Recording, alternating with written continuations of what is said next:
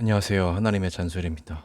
오늘의 기독교 책 리뷰는 신약의 사람들, 말씀이 삶이 되다라는 제목의 책입니다. 오늘의 리뷰를 보시고 이 책이 나에게 도움이 되겠다 생각이 되시면 가능하면 구매를 하셔서 읽어보시는 것을 추천드리겠습니다. 성경에서 말하는 회개는 세 가지를 포함한다. 먼저 하나님과의 관계다. 자신이 저지른 일을 하나님의 눈앞에서, 그러니까 하나님의 말씀에 비추어 정직하게 살피는 것이다. 죄로 드러나면 둘러대거나 합리화하지 말고 진솔하게 내가 죄인입니다 하고 자백해야 한다. 다음은 사람과의 관계다. 내가 저지른 죄 때문에 피해를 보거나 상처를 입은 사람이 있으면 그 사람에게 가서 용서를 빌어야 한다.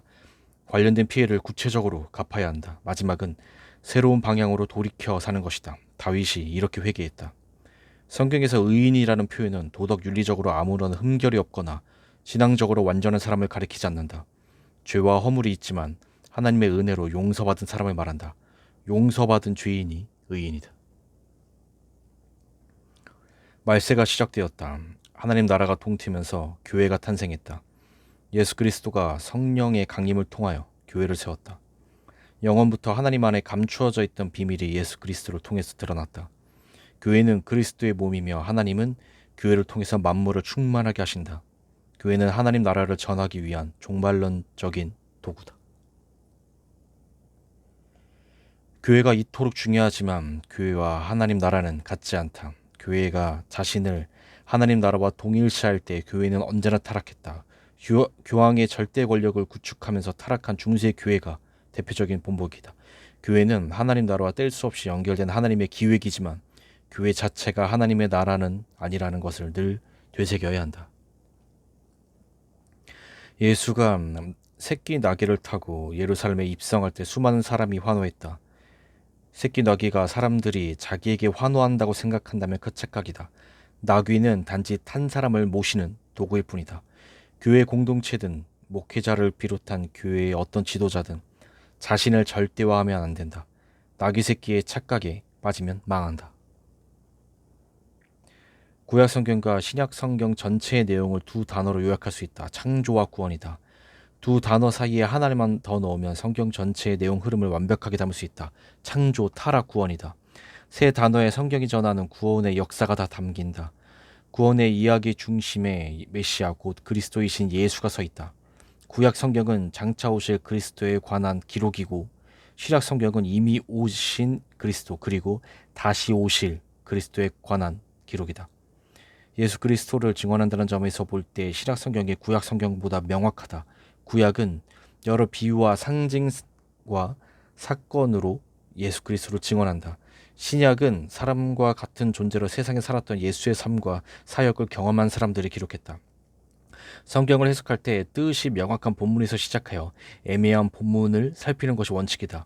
신약을 빛으로 삼아 구약을 해석하는 것이 그래서다. 구속사 곧 구원의 역사에서 중심은 예수의 십자가 사건이다. 이 사건에서 예수가 하나님의 아들 그리스도라는 것이 드러난다. 보통 십자가 사건이라고 하면 십자가의 죽음과 부활을 생각한다. 그러나 십자가 사건이라는 표현에 구원의 전체 과정을 담는다면 죽음과 부활 외에 두 가지가 더 포함되어야 한다. 예수의 승천과 성령의 강림이다. 신약 성경의 기록을 조금만 찬찬히 보면 십자가에 못 박혀 죽임을 당한 예수가 부활한 뒤 바로 제자들이 강력하게 활동하지 않았다. 상황은 혼란스러웠다. 제자들이 부활하신 예수를 만났지만 종교 권력자들의 감시와 억압은 여전히 무서웠다. 이들을 움직이게 하는 힘이 필요했다. 신약 성경 이야기에서 이 점이 아주 중요하다. 밖에서 오는 낯선 힘, 예수를 따르는 사람들을 완전히 바꾸어 놓을 하늘의 능력이 필요했다. 성령의 강림이다. 예수가 하늘로 오르는 것은 성령을 보내기 위한 연결고리였다. 예수가 부활하여 40일을 세상에 더 계시다가 승천했고 그로부터 10일이 지났을 때 예루살렘에 모여있던 120명의 제자에게 성령이 내렸다. 성령이 잠깐 또는 얼마간 있다가 떠난 것이 아니라 아예 이사해서 신앙인의 마음과 영혼에 살기 시작했다. 구세주 그리스도가 희망이다. 그분을 만나야 한다.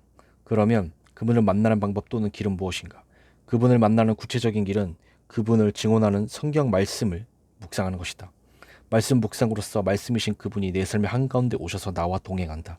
말씀 묵상에 말씀이 사람의 삶에서 현재 진행형으로 살아 움직이게 하는 힘이 있다. 말씀이 삶이 되는 것, 성경 본문이 삶의 상황까지 이어져 작동하는 것, 예수의 가르침이 그리스도인 개인의 삶뿐만 아니라 사회와 역사를 변혁시키는 것, 참으로 어려운 일이다. 어쩌면 세상에서 가장 어렵다. 이 일이 어려운 이유는 근본적으로 한 가지다. 말씀이 삶으로 이어지는 것을 극도로 싫어하는 것이 악한 영이다.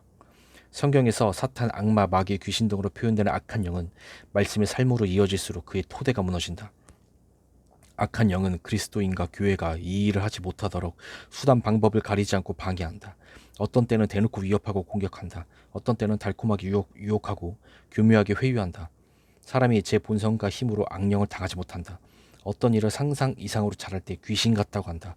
귀신 같기만 해도 당해내지 못하는데 귀신 자체가 있는 힘을 다해 공격하는 것을 사람이 어찌 견디겠는가. 예수도 이 일이 얼마나 어려운지 잘 알고 있었다. 그래서 대안을 갖고 있었다. 거룩한 영의 힘이다. 공적 활동 마지막 시기에 예수는 이 점을 분명하게 인식하고 있었다. 예수가 제자들에게 진리의 말씀을 주었다. 하나님과 그 아들 예수가 하나인 것처럼 그리스도인은 말씀을 통해 예수와 하나가 된다. 제자들은 예수가 자기들을 떠나신다는 것을 알고 근심하고 있었다. 예수는 완전히 떠난 것이 아니라는 것을 설명한다. 예수가 함께 있는 것과 똑같이, 아니 그보다 더 온전하게 함께 있을 분이 오신다. 보혜사로 불리는 성령이다. 예수가 떠나서 하늘 아버지에게 가야 성령을 보낸다. 성령이 말씀을 생각나게 하고 깨닫고 하여 말씀대로 살게 한다. 성령이 오셔서 함께 계시면 예수가 하늘 아버지와 하나인 것처럼 제자들이 예수와 하나가 된다. 그러면 예수가 전한 하늘 아버지의 말씀을 지켜 살 수 있다. 기도의 응답도 여기에 걸려 있다. 하나님 나라가 가까이 왔다는 뜻이 중요하다. 예수가 하나님 나라의 현실이니 하나님 나라는 이미 와서 지금 여기에서 작동하고 있다. 그러나 아직 완성된 것은 아니다. 이미 현존하지만 아직 완성되지는 않았다는 긴장 상황에서 하나님 나라가 움직인다. 이 긴장된 시간대를 말세라고 한다. 말세는 세상의 종말, 곧 하나님이 계획하는 최종적인 국면이 이미 시작되어 완성을 향해 작동하는 시간이다. 하나님 나라가 가까이 옴으로써 종말론적인 상황이 시작되었다. 기적과 표적은 의미가 다르다. 기적은 상식적으로 생각하기 힘든 기이한 일을 말한다. 표적은 이 의미에 중요한 의미 하나가 더 붙는다. 그 기적이 무엇을 가리키며 드러낸다는 것이다. 이것이 표적이다. 예수가 일으킨 기적은 표적 또는 표징이다. 기적 자체가 중요하지 않다. 일어난 그 일이 무엇을 드러내느냐가 중요하다. 예수의 지상 명령이 이루어지려면 그리스도인 개개인이 말씀 묵상을 하면서 그의 인격과 일상에서 말씀이 삶이 되어야 한다. 개인과 가정이 변하고 그 힘이 사회와 역사의 변혁으로 이어져야 한다. 이 일이 세상 끝날까지 이어져야 한다. 구약 성경의 창조 이야기는 물질 세계를 명확하게 긍정한다. 눈에 보이는 모든 물질은 하나님이 만드셨다. 하나님이 보시기에 참 좋았다. 사람의 육체를 비롯하여 물질적인 것을 부정적으로 보는 영지주의가 신약시대에 상당히 강했고, 이런 경향이 초기 교회에 위협이 되기도 했다. 기독교 신앙은 영지주의를 거부하며 몸과 물질을 긍정한다. 베드로와 다른 제자들이 예수를 따른 것은 출세하기 위해서였다. 이 사실은 사복음서 곳곳에서 쉽게 찾아볼 수 있다. 예수의 인기가 높아지면서 이들은 우쭐댔다. 예수가 민족의 해방자로서 또는 그 어떤 과정을 통해서든 큰 지도자가 되면 한 자리 차지할 것을 생각했다. 12 제자들 사이에서는 서열 싸움이 심했다. 심지어는 추후의 만찬 자리에서도 누가 서열이 높으냐를 갖고 싸웠다. 예수님은 끊임없이 이들을 가르쳤다. 제자들이 서로 높은 자리로 꿰차려고 경쟁하며 싸울 때 어린아이를 데려다가 큰 자가 되려면 어린아이와 같아야 한다. 높아지려면 겸손하여 낮아져야 한다고 했다. 사두개인과 바리새인의 권력욕과 명예욕을 조심하라고 했다. 추후의 만찬 자리에서 예수는 친히 제자들의 말을 씻기면서 겸손과 섬김을 온몸으로 전했다. 그러나 제자들은 변화되지 않았다. 십자가 사건을 처음으로 드러내놓고 예고하는 장면에서 제자들은 스승 예수와 정면으로 충돌한다. 이 본문을 조금만 세밀하게 관찰하면 충돌한 것이 베드로만이 아니라 제자들 전체였다는 점이 분명하다. 베드로가 앞장섰고 다른 제자들 모두 집단으로 스승에게 대들었다. 그들의 입장이 이러했을 것이다. 좀 거칠게 표현해본다. 무슨 얘기를 하십니까? 우리가 3년 동안 당신을 따라다니며 시간과 돈을 투자한 것이 얼만데. 하나님 나라가 어떤 것인지 어떻게 우리에게 오고 작동하는지 정확히는 모르겠지만 당신 혼자만 희생의 영웅이 되시면 어떡합니까? 결혼한 베드로는 가정 전체를 다 걸지 않았습니까? 야고보와 요한 형제의 집안에서 헌금한 액수가 상당합니다. 너나 할 것 없이 우리 모두 직장과 사회적인 활동을 다 내려놓고 당신에게 모든 것을 걸고 따랐습니다. 십자가에 처형되시는 것, 그렇게는 안 됩니다. 교회라는 간판이 붙어있는 단체 안에서 그리스도인이라고 불리는 사람들이 모여서 예배를 드리며 사회적으로 기독교의 이름을 걸고 이런저런 일을 한다고 해서 예수 그리스도를 진정으로 따르는 것은 아니다. 베드로와 제자들처럼 자기 야망에 성취가 중심인 경우가 적지 않다. 2000년 기독교 역사에서 이런 일은 늘 반복되었다. 오늘날도 마찬가지다. 예수의 십자가를 따르지 않으면 결국에는 그렇게 된다. 탕자 이야기는 구원받는 도리를 말한다. 존재의 변화가 주체다. 선한 사마리아 사람 이야기는 구원받은 사람이 어떻게 살아야 하는가를 가르친다. 실존의 성숙이 초점이다. 두 이야기의 중심을 달리 표현하면 그리스도인이 되는 것과 그리스도인답게 사는 것인데 이 둘은 하나다. 둘 중 어느 하나도 다른 것이 없으면 의미가 없다. 그리스도인이 되지 않았는데 그리스도인답게 사는 것을 어찌 얘기나 할 수 있겠는가? 그리스도인답게 살지 않는다면 그리스도인이 된 것이 무슨 소용이 있겠는가? 신약 성경에서 말하는 온전한 구원은 이 둘을 포괄한다. 말씀과 기도는 하나다. 기도 없는 말씀의 지식으로는 결코 구원에 이르지 못한다. 반면 말씀 없는 기도는 일반 종교 체험으로 빠지게 만든다. 교회와 그리스도인이 하는 모든 일의 최종 목표는 거룩함에 이르는 것이다. 다른 모든 것은 이 목표를 위한 중간 과정이며 중간 목표다. 2000년 기독교 역사에서 이것을 시야에서 놓칠 때마다 교회와 그리스도인이 곁길로 빠지며 타락했다. 말씀과 기도, 그 말씀 묵상이 신학인을 거룩하게 만든다. 거룩함으로 가는 길의 이름이 말씀 묵상이다.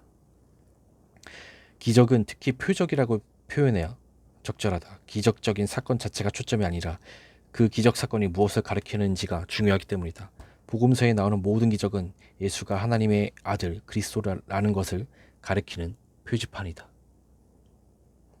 산상설교의 내용이 현실 세상에서 실현 가능한지에 관한 토론이 많았다. 너무 고매해서 실현 가능성은 없지만 바라보고 걸어갈 이상적인 신앙의 윤리를 제시함으로써 교회와 그리스도인의 삶이 타락하지 않게 한다는 논리도 있다. 하지만 지킬 수 없는 가르침을 복음서에 담아 놓았다는 것은 이치에 맞지 않는다. 마태복음 전체의 문맥에서 보면 사람의 힘으로 불가능한 것이 하나님이 사람과 함께 계시면 가능하게 된다. 하늘나라는 그렇게 해서 현실 세상에서 작동한다. 네, 제가 지금 면 리뷰 여기까지입니다. 이 책이 도움이 되겠다 생각이 되시면 가능하면 구매를 하셔서 읽어보시는 걸 추천드리겠습니다. 리뷰를 마치겠습니다. 감사합니다.